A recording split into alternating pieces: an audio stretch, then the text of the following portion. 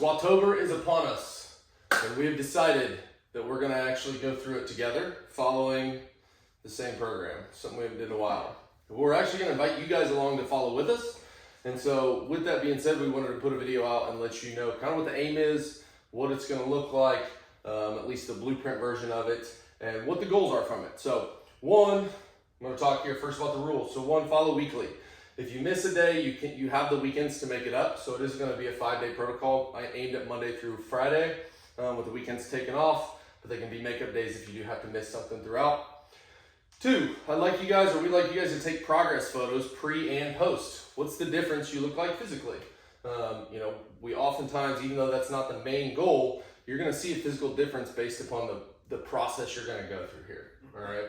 And then really the big thing we want a video of is going to be pre and post testing videos. So we didn't put it up here on the board, but we would like you to test a 1-rep back squat.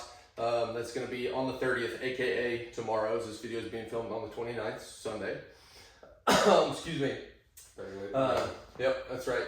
Well, you may put an option here in the skill for the first day, but know that you're going to go right into a strength version that day. So you don't want to go to absolute failure. Leave a little bit of juice in the tank when you are testing, knowing that you have room to grow because you're going to have a lot of volume throughout this. So, the 1-rep max test, we want a pre and post video to see what your squat looks like and the differences. Because the goals and desired outcomes we have here is one, to improve the skill of squatting. Even if your weights don't go up, does your squat look better? Does it move better? Does it feel a little smoother and more efficiently? Are you able to, two, improve and go through a greater range of motion, improve your squat mobility? Can I get a little deeper, maintain a vertical posture, maintain posture in my hips, my spine, and my torso? Three, obviously, Squatober. We want the legs to get strong. Improve or increase lower body strength. Four, this is a big one, especially for, are you 35 yet? You're not, almost. Not quite a master's athlete. When I say any of you master's athletes, 35 and above, following, big goal here would be not to break. All right, that's definitely one of our goals. And then last but not least, have fun. Like the point of this is to have fun and enjoy what you do. So I'm going to toss along to this beautiful bearded man next to me to go over what the blueprint's going to look like and kind of give you the general flow of how it's going to work throughout the month of October, or Squatober. So first thing, the top red colored writing, we're doing this on a 5-day protocol. So Monday through Friday, ideally, what we're looking at is working on something different for your squat each day of the week. So on Monday or day 1 is going to be a skill day. Day 2, we're looking at more of a strength day. That's the day we get stronger. Maybe the volume's a little bit higher or the intensity's a little bit more that we're working on getting stronger there. Day 3 is a mobility / recovery day. So something that it's not going to be nearly as heavy, probably not nearly as many reps, but just something where we're getting the squat done and getting our hips and our knees and our quads and everything feeling a little bit better in that midweek workout. Good body care for the squat. Day 4, we're looking at a speed squat, and then day 5 is going to be a volume squat. So something that's going to be a little more reps, a good day to finish out the week, probably make you a little more sore going into the weekend, but then be ready come Monday again for the next week. What we're looking at here though, so there's 5 weeks in the month of October. Week 1, you're looking at Tuesday through Friday, and then the 5th week, you're looking at Monday through Thursday. So Halloween being on a Thursday.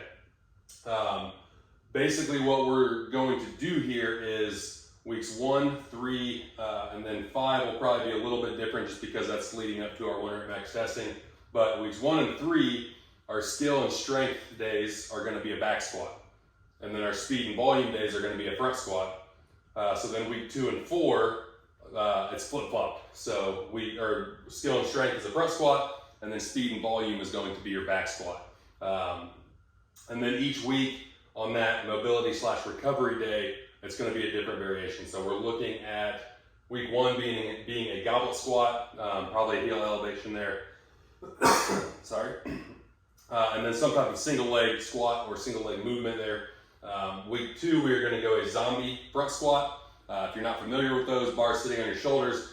Instead of being in a front rack here though, arms are straight out in front of you, elbows in line with your shoulders, hands above the bar, and then you go with your squat in that form, along with another single leg.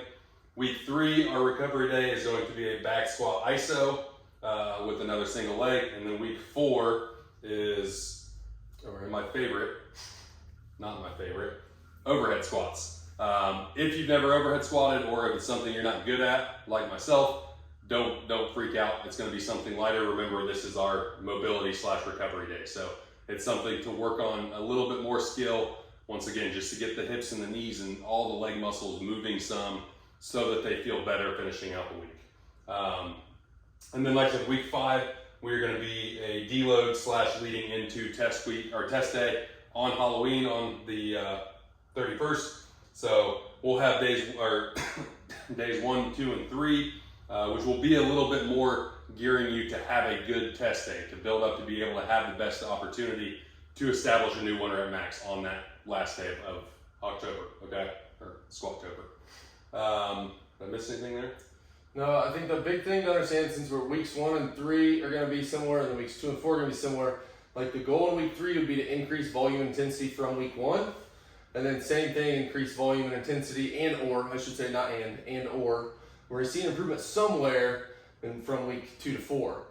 With this also too, just so you guys know, we do a lot of youth development, a lot of youth and high school athletes through the Arsenal Fitness, and then he's also a strength conditioning coach at Westdale High School. You'll actually, if you followed us for a while, ever seen our program or protocol, the recovery squats here, you'll see that is very, very, very similar to how we actually teach our youth and high school athletes how to progress. So they learn and must master a front squat, then we get them to move forward, master a zombie squat, then we move to pause and eccentric back squats, and around that time we start dosing in some overhead squats. For those of you, like you said, that are not very good at overhead squat or don't have great mobility, this can just be a PVC pipe or a broomstick that day. Again, it's geared at mobility and recovery, and just teaching you how to sit down, trying to keep the chest and torso a little more vertical. So a couple just keys and things for you guys to know. Like the point of this, again, isn't just to bury out the legs and see if we can survive. The goal is to get stronger for sure, but stronger doesn't always mean just weight on the bar. Especially if I'm improving the range of motion I'm moving it through, the speed at which I'm moving certain weights, especially if I am that master's athlete that's not competing for anything particular. Weight on the bar can be a high risk. So with that being said, you put weight on the bar to get stronger. So if you want to get stronger, love it. Let's get jacked, let's get strong. You got anything else to add? Only other thing for your 1 rep max test, and this would be also, say, maybe in the recent past you've hit a heavy single or so you don't have time to actually test it. Don't necessarily go based off of your all-time 1 rep max. The most I've ever squatted is 505. I'm going to be nowhere close to basing my percentages off of that. It's going to be significantly lower. I've been coming off of a long stretch of just acute little injuries, and I feel really weak right now. So I have to lower that number a lot just so that I'll be able to do it day after day, so that I'm not burying myself. So, and honestly, even whatever your 1 rep max is, say you hit an all-time PR, if you test out right as we get started here, probably would be relatively wise to lower that down to like a 90% number. So take whatever that number is, find 90% of it, that's going to be the max you go off of, because you're still going to be in that percentage weight-wise that you're going to get stronger doing it. Yep, I agree. I'll test mine tomorrow, and whatever I hit, I do plan to be somewhere between a 90 to 95% of whatever I hit will be what I use for my max running into this. Again, just to make sure I can handle the volume, intensity, and frequency all combined together. So remember, the goal is to not break and have fun as well, on top of getting stronger. And if you cannot complete it, you will not get stronger. So make sure you're managing that early on, because it will progress each week. I got nothing. Let's get fucking jacked, guys. Hell yeah. Hope you guys like this. Comment in the notes below and let us know what you think.